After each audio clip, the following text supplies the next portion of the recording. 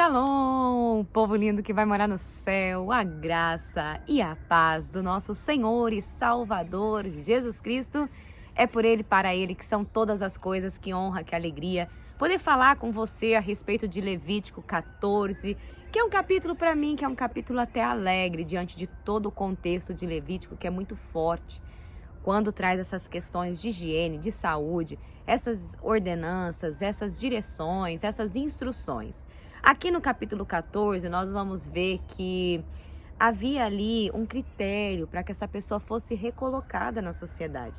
Ela teria que se apresentar ao sacerdote e o sacerdote teria que verificar e, de fato, constatar que aquela pessoa, de fato, estava limpa.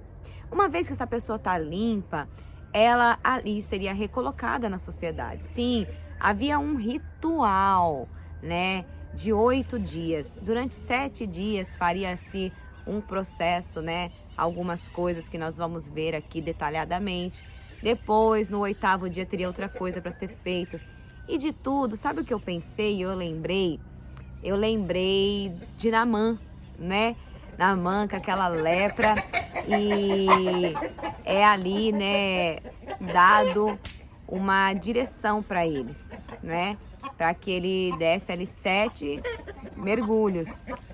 E é muito interessante isso, sabe por quê? Porque eu vejo que tem um embasamento muito mais profundo do que aparentemente só quebrar o orgulho dele.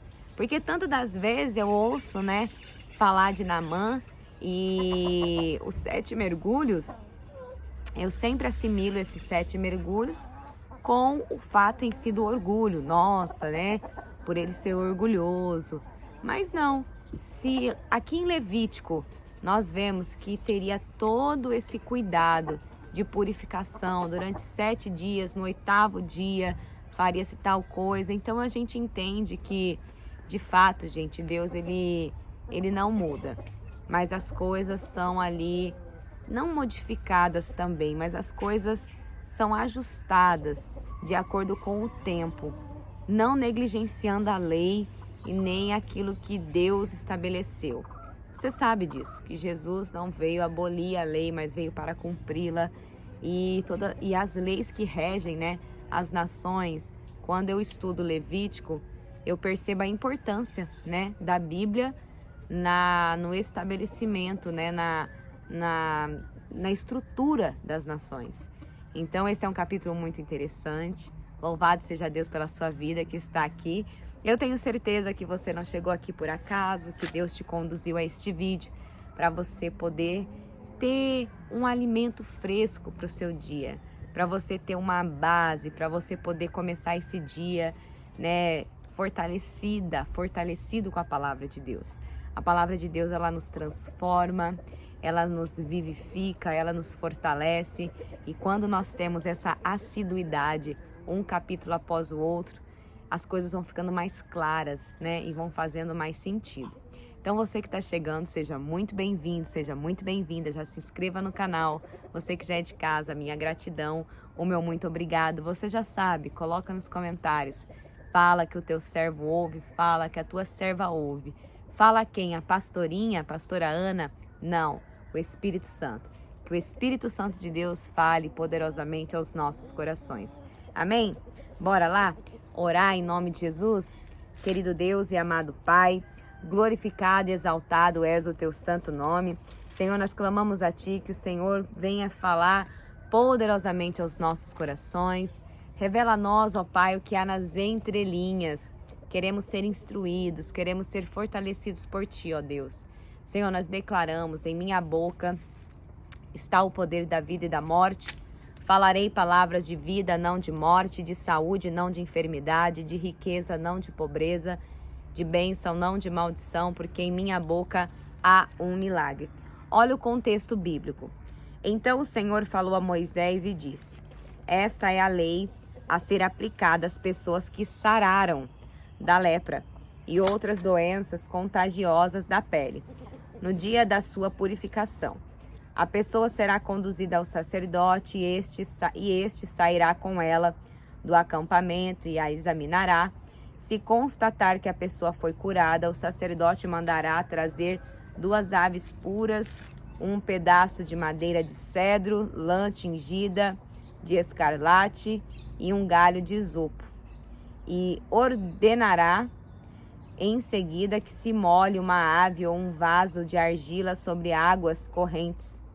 Tomará a ave viva, a madeira de cedro, a lã escarlate, o isopo e mergulhará tudo, inclusive a ave viva, no sangue da ave molada, sobre a água corrente. Sabe o que eu percebo aqui? Que era necessário que algo fosse feito por conta de tudo que aquela pessoa viveu. Você imagina quantas coisas, né, essa pessoa vivenciou enquanto ela estava doente, né, isolada, né, longe dos seus familiares, longe daqueles que ela amava. Imagine quantas coisas que passou na mente daquela pessoa, né, vendo ali praticamente a morte, né. Eu vejo e eu percebo que pessoas que passam, né, por situações difíceis, que ficam entre a vida e a morte, elas passam a valorizar mais a vida. Elas passam ali, muitas têm encontro com Deus e muitas mudam totalmente o estilo de vida, né? Quantas pessoas que às vezes vivem uma situação de saúde e ela, tipo assim, ela tem um pico de diabetes. E aquele pico de diabetes quase levou ela ao óbito. E daí, de repente, ela vai e começa a ter uma dieta certinha. Aquela pessoa, ela vivia negligenciando emagrecer. De repente, ela quase infarta e ela emagrece e passa a ter uma alimentação. Então, eu penso comigo, poxa vida, será que para a gente poder viver certinho, se alimentar corretamente, fazer exercícios regulares, se policiar com aquilo que a gente assiste, com aquilo que a gente ouve, com tudo. Será que em todas as áreas a gente precisa passar por um choque, né? Será que a pessoa precisa perder tudo? Será que a pessoa precisa falir para ela aprender a administrar melhor os recursos? Será que a pessoa precisa, sei lá, né? Tem gente que se dedica tanto ao trabalho, né? Que vive só pro trabalho e não, tipo assim, não usufrui daquilo que ela ganha, que de repente ela passa por um algo muito difícil e aí ela fala, não, agora eu vou viver, agora eu vou, né, sair mais, vou curtir minha família. Gente, né, não pode ser assim. Eu imagino que essa pessoa, que ela estava sendo recolocada ali na sociedade, né, ela precisava ser tratada da sua alma, né, do seu espírito, porque eu imagino que não é fácil, né? Imagine quando a gente ficou na pandemia, né? Como que foi a gente ficar isolado, ficar afastado das pessoas, né?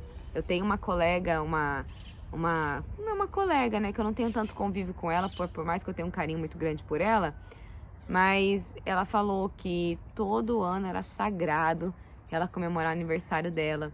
E de repente, na semana do aniversário dela, ela preparando o aniversário dela, já estava retomando, né, da pandemia, as pessoas já estavam voltando a se encontrar, mas ela foi diagnosticada com Covid.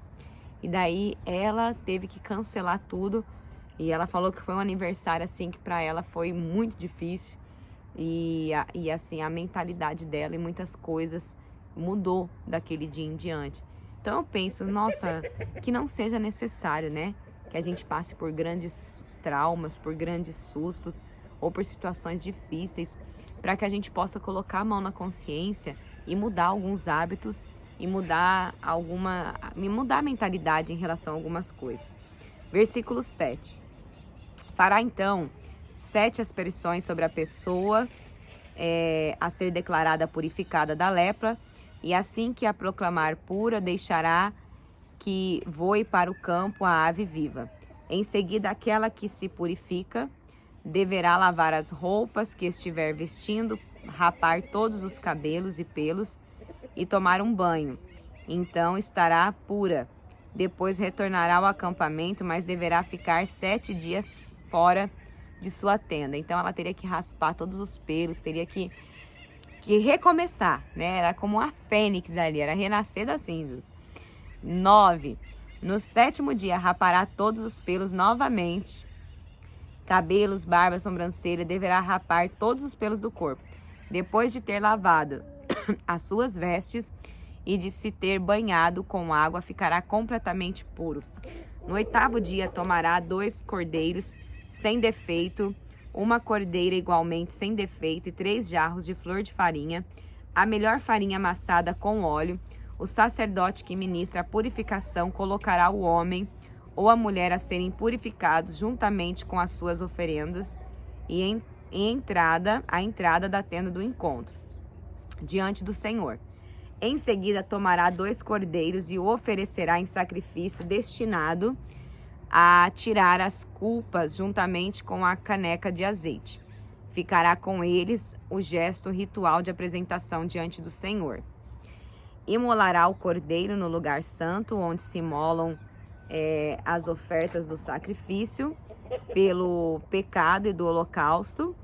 Esta oferta de reparação pertencerá ao sacerdote como um sacrifício pelo pecado, pois é oferta santíssima.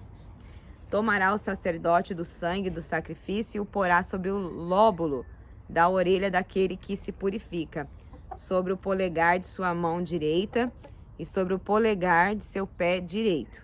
Tomará em seguida a caneca de azeite e derramará um pouco deste óleo na palma da sua mão esquerda.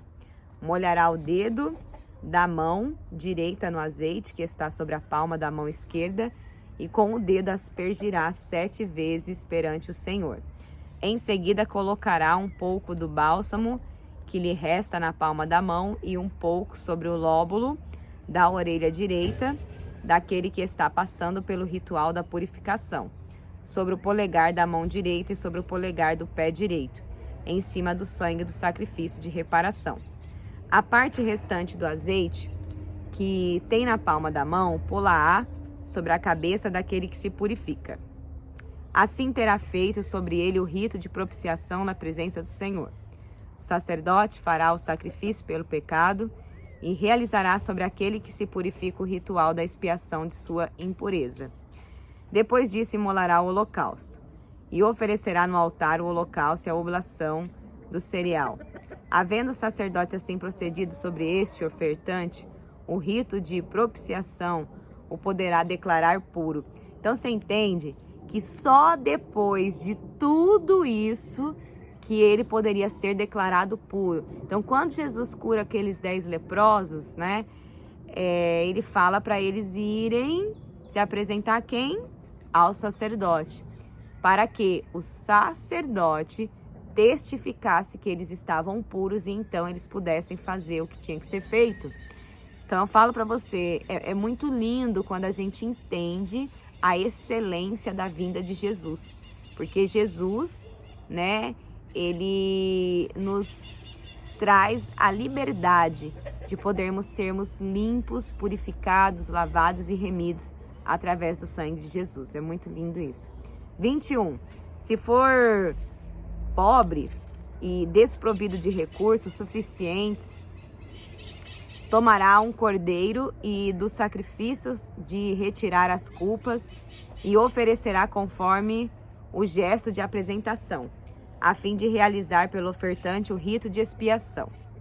Tomará apenas 1/10 de flor de farinha amassada com azeite para oferta de cereal, e o equivalente a 1 caneca de azeite, 2 rolinhas ou 2 pombinhos de acordo com suas possibilidades, dos quais um será destinado ao sacrifício pelo pecado e o outro ao holocausto.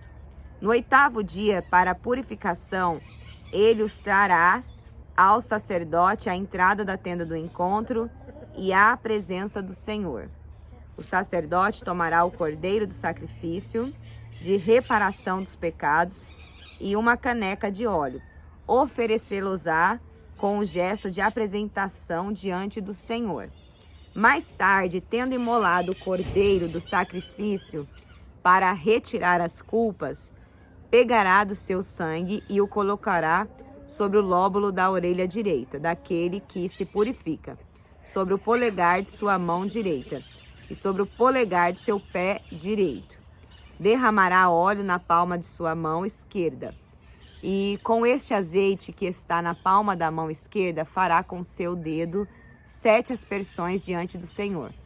Pô-lo-á sobre o lóbulo da orelha direita daquele que se purifica, sobre o polegar da sua mão direita, sobre o polegar de seu pé direito, no lugar onde foi colocado o sangue do sacrifício de reparação. O restante do azeite ele derramará sobre a cabeça do que está sendo purificado. E deste modo, na presença do Senhor, o ofertante receberá o perdão pelos seus pecados. Depois, conforme as posses dessa pessoa, o sacerdote oferecerá 2 rolinhas ou 2 pombinhos.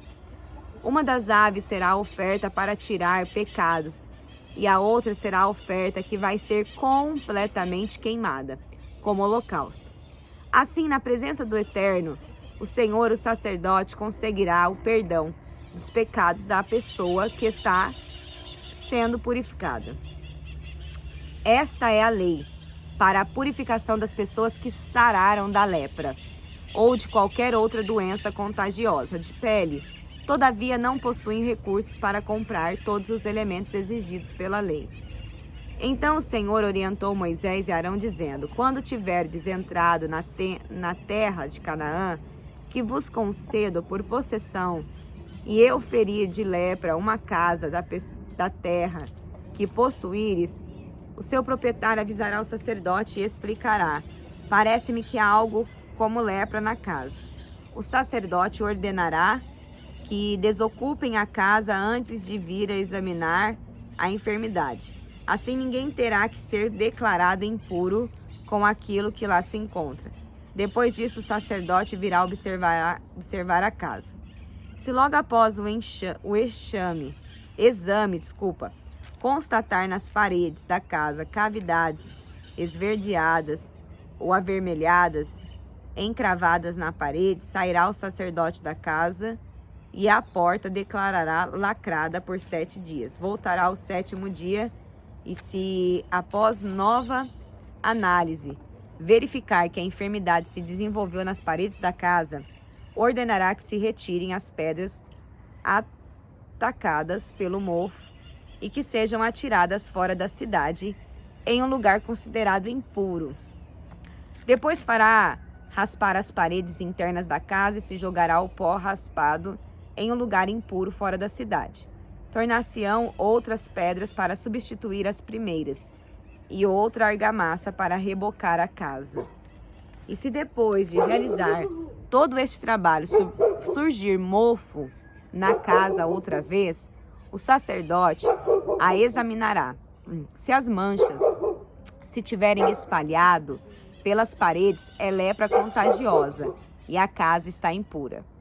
Sendo assim, a casa deverá ser demolida e as pedras, a madeira e o reboco serão transportados para um lugar impuro, fora da cidade. Quem entrar na casa durante os 7 dias em que estiver fechada se tornará igualmente impuro, até o pôr do sol. Todo aquele que, durante este período, precisar pernoitar ou fazer alguma refeição dentro desta casa, deverá lavar a roupa que estiver vestindo. Mas se o sacerdote, quando vier examinar a casa, depois de rebocada, e não encontrar sinal de mofo nas paredes, ele declarará que ela está pura, visto que a enfermidade está curada. Para o sacrifício pelo pecado da casa, tomará 2 aves, madeira de cedro, lã escarlate e isopo. Matará uma das aves em cima de um pote de barro, cheio de água limpa, tirada de uma fonte. Em seguida, tomará a madeira de cedro, o isopo, a lã escarlate e a outra ave que ainda vive e os mergulhará no sangue da ave imolada e na água corrente. Fará 7 aspersões sobre a casa. Desta maneira, ele purificará a casa com o sangue da ave sacrificada, a água fresca, a ave viva, o pedaço de madeira de cedro, o isopo e a lã tingida de vermelho escarlate. Em seguida, levará a ave viva para fora da cidade e a libertará no campo. Assim o sacerdote realizará a cerimônia de purificação e a casa se tornará novamente pura. Essa é a lei referente a todo tipo de lepra, de sarna, de mofo, nas roupas de uma pessoa, nas dependências de uma casa. E quanto aos inchaços, erupções cutâneas ou manchas brilhantes, a fim de se determinar quando um ser vivo ou objeto pode ser considerado puro ou impuro. Essa é a regulamentação acerca de qualquer espécie de doença contagiosa, lepra e de mofo. Gente, vocês entendem isso? Ou você acha que é um texto redundante? Você consegue entender o quanto que Deus zela pelo seu povo, né? Não era só o povo, era a casa, um mofo, sabe? Por isso que quando eu penso nessa excelência, nessa profundidade de Levítico, eu penso, meu Deus, como que o Senhor não compactua mesmo com as coisas, sabe, suja, errada. Deus é santo, Deus gosta de limpeza, de purificação e não tem como eu e você queremos ter uma vida reta diante de Deus. Não tem como a gente viver uma integridade compactuando com tanta sujeira, com tanta imundície, com tantas coisas que não agradam a Deus. Eu falo assim, né, conversando esses dias com uma amiga, eu expondo para ela uma situação em referente a um posicionamento de uma pessoa. Eu falei para ela, amiga, a gente precisa amar o ser humano, né, aquela pessoa, e tomar muito cuidado como lidar com aquilo que ela está representando. Porque, gente, hoje em dia, a gente, né, dependendo do seu posicionamento em relação à atitude de uma pessoa, você pode ser processada, você vai ser exposta e você pode ser condenada pela sociedade. Porque as pessoas são cruéis. As pessoas, elas não compactuam com o erro. Muitas das vezes elas estão assim, compartilhando da mesma opinião que você, mas se elas declararem que compartilham da mesma opinião que você, elas vão ser mal vistas. Então elas escondem o que elas realmente sentem, né, para poder se passar de bom. E não estão nem aí se estão negligenciando princípios ou tal. Então, o que eu quero dizer com isso? A gente precisa amar as pessoas, saber se colocar, não culpar, viver de uma forma que a gente acolha e não expelir ninguém. Entendendo que o nosso Deus, um Deus que vai querer livrar o seu povo do mofo, né? Você acha que Deus ele não vai querer livrar a gente de situações, de abominações, de aberrações e de tantas outras coisas? Deus ele quer zelar por nós, gente. E o mundo, do jeito que está se distorcendo, se eu e você não soubermos nos posicionar em amor, a gente vai não somente perder a nossa salvação, que é o principal, né? Como a gente vai, como dizem aí, nadar e morrer na praia. Porque se você se esforça para viver Cristo e de repente, em algum momento, você se expressa de uma maneira errada, ou você fala o que não deve, ou você se expressa de uma forma muito agressiva, aí você vai ser julgado e vai ser ali perseguido. Deus, ele nos purifica. Eu vejo que existem casas, vamos lá, existem casas que estão mofadas, que estão cheias de mancha, estão cheias de lepra. Mas tudo isso não está na casa em si, mas vem da pessoa. É como se a pessoa transferisse todo aquele sentimento ruim, toda aquela mágoa, aquela opressão que ela tem dentro dela para casa. Você sabe que eu vejo lá pessoas que têm uma casa que não é uma casa abençoada, mas a culpa não é da casa em si. A culpa é daquilo que ela carrega, né? Que é amargo, que tá tão forte, que tá contaminando tudo ao seu redor. Irmãos, esse capítulo fala muito comigo e a minha mente tá assim, ó, sabe? Um bombardeio de informações que eu não consigo nem transmitir para você. Mas eu espero que o Espírito Santo fale ao seu coração, sabe? Essa questão da casa, da purificação da casa, né? E todo esse contexto, isso fala muito ao meu coração.